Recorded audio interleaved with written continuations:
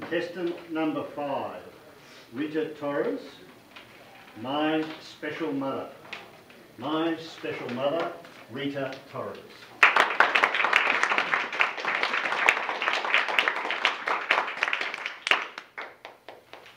When you think of the word mother, some descriptive words that come to mind are loving, caring, kind, and a friend.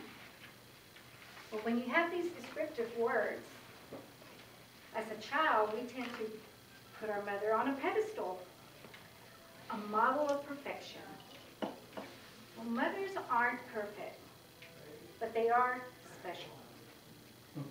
I was raised by a single mother who was bipolar and schizophrenic. For those of you who do not know exactly the definition of these illnesses, let me give you a quick definition. Bipolar disorder is a person who has extreme mood swings. They're either extremely depressed or extremely hyperactive.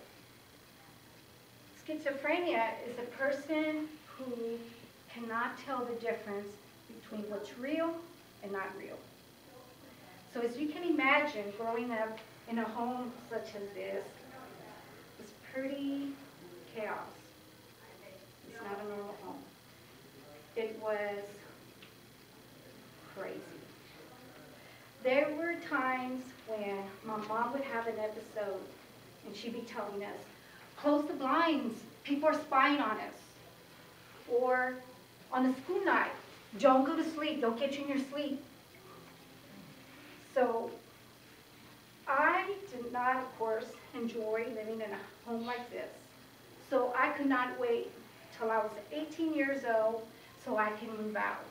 And I planned for it. So as soon as I turned 18 years old, I ran as fast as I could. Now I did visit my mom and stepfather occasionally during the holidays. And as I got older, I started noticing the absence of a mother. Especially when you have friends who have such a great relationship with their mother. My neighbor Shirley, she was a real good friend of mine, every Saturday morning she would call her mother, who lived in Corpus, and they would talk on the phone for an hour. My friend Becky would occasionally go have lunch or dinner with her mother, or then go shopping. And I used to say, Lord, why can't I have a mother like that? Why can't I have a relationship with my mother? Well, 6 years ago, my mother got real sick. It was the holidays, and I went to go see her for Thanksgiving. She seemed fine at the time. 30 days later, I went to go see her during Christmas. She had lost 20 pounds in that time frame. She could barely walk, she couldn't talk, she couldn't eat. My niece, who was living with her at the time, I asked her, what happened? She was fine just 30 days ago. What's going on? She's like, she doesn't want to eat. And I was like, does she not want to eat or she can't eat? She's like, I don't know. And I said, well, what's happened in the last couple of months? Something happened for her to get into this condition. She says, the only thing I could think of, she said, was she went to the cardiologist and they put her on high blood pressure medication. So I did some research and I found that the blood pressure medication they put her on, along with the lithium she was taking for her mental illness, did not mix. It was poisoning her body. So the first thing the doctor did was take her off the lithium. Now, when you're on a drug like that, you just don't take them off cold turkey. They'll go Charlie Sheen on you. So she did. She relapsed. So she went haywire, crazy, very violent. She tried to kill my dad with a hammer. So we had to get her institutionalized. While she was in the hospital, I spent as much time as I could with her. I wanted to make sure the doctors didn't make the same mistakes they had already made. So I was on top of it. So I got to spend a lot of time with her. After 2 weeks, they sent her home.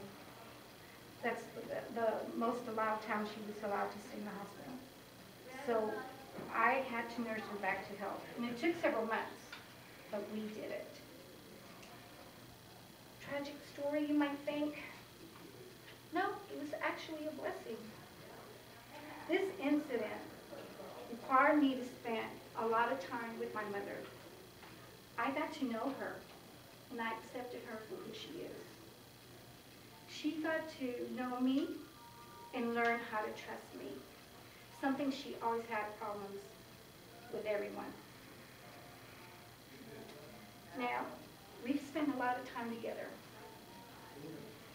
She's still a little crazy, and she doesn't always tell the truth. But she's the only mother I got. She's not perfect, but she is special. She's my mother. I love her just the way she